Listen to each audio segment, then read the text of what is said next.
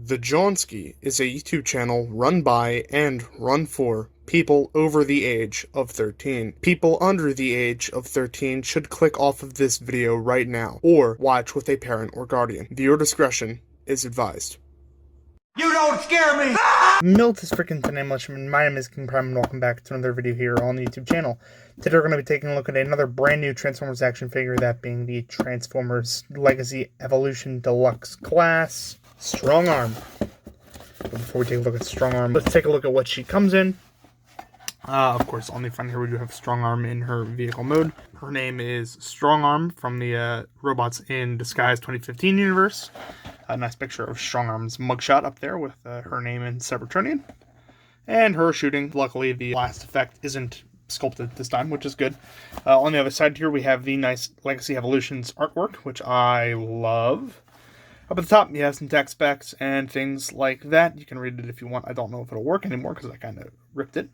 Generations and Takara Tomy trades there on the front, as well as big Transformers logo. On the back, we have Strongarm in her vehicle mode and her robot mode with the Evo Fusion gimmick stored right there. Again, her name, more than meets the eye, yada yada. 15 steps to convert, legal jargon, and that is pretty much it.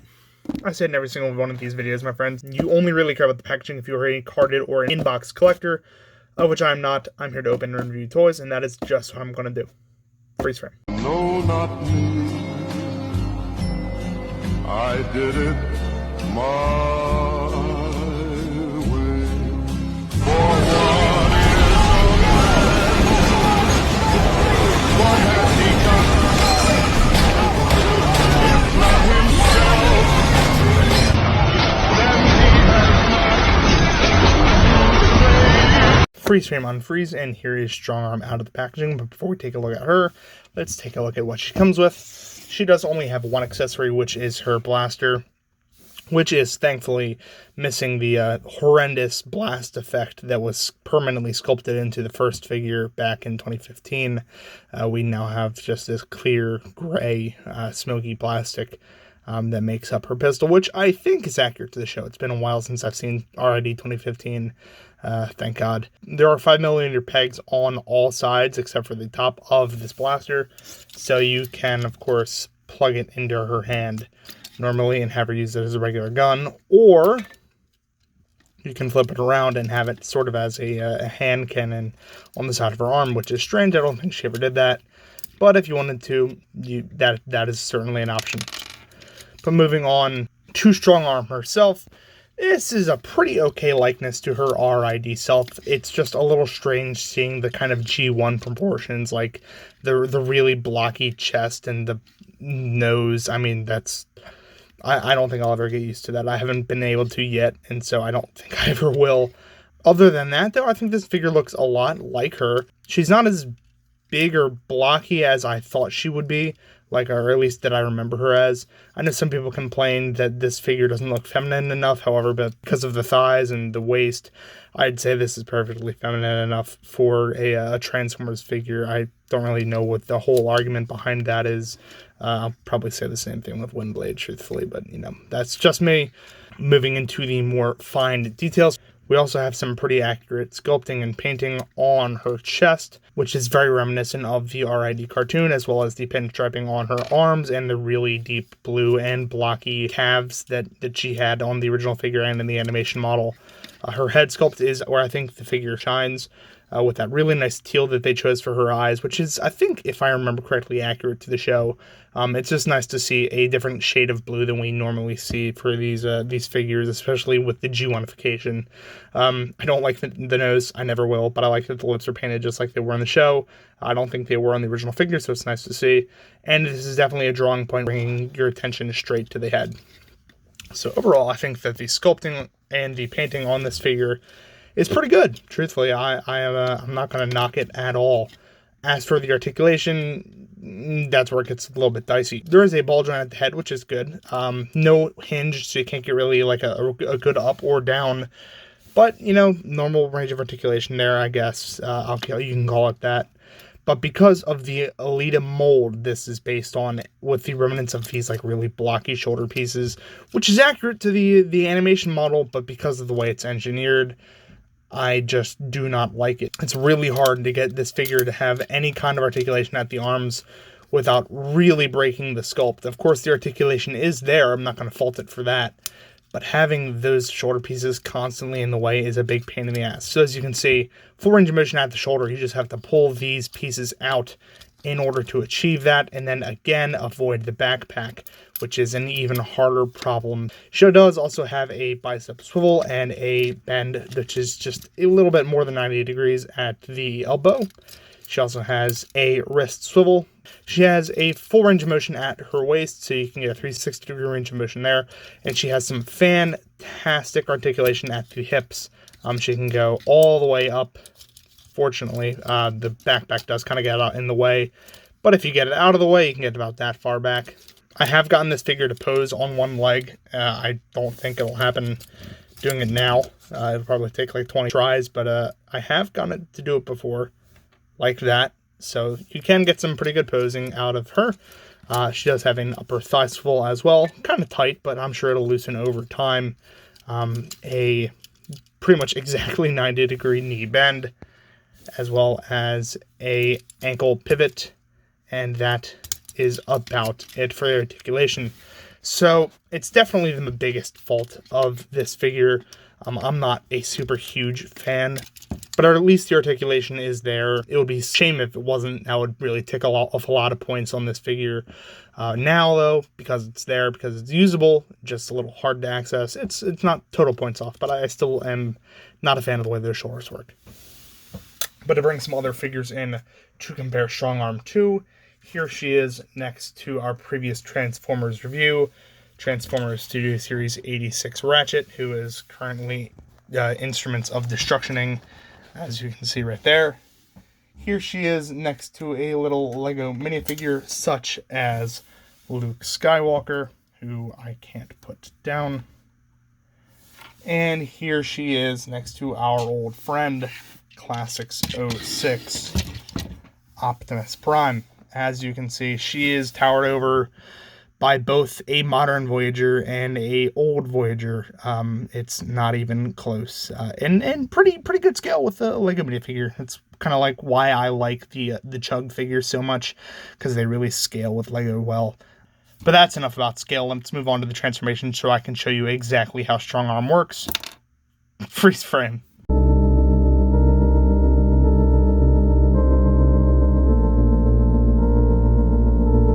Freeze from unfreeze. So, Strongarm has far from the most complex transformation in the world, but even then, now because of the way that the sculpt has changed between Alita and Strongarm, it's a little bit tricky, especially in the areas that I mentioned previously. So, let's get it started. I always start from the bottom when I transform her. Just pop out these two panels that make up kind of like the outside of the truck bed section. And, you know, as you can see, the black pieces there should go on the outside. And then break her leg at the shin, which, ouch. Do the exact same thing on the other side. And kind of rotate at this hinge both of those legs up. Next, you can kind of get the backpack out of the way just a little bit and rotate 180 degrees at the waist. And then as you're doing that, you can tab together either side of the leg.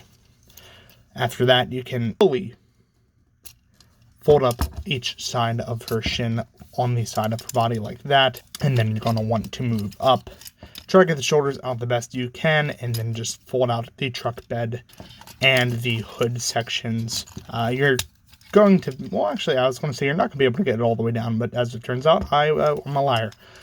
These doors are a pain in the ass. Some people just choose to leave them flush against the vehicle. I like to take them out.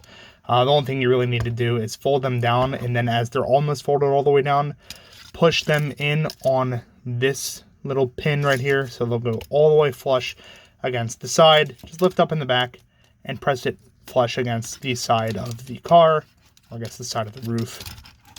Same thing on the other side, and you have the shell pretty much right there. Come back around to her arms.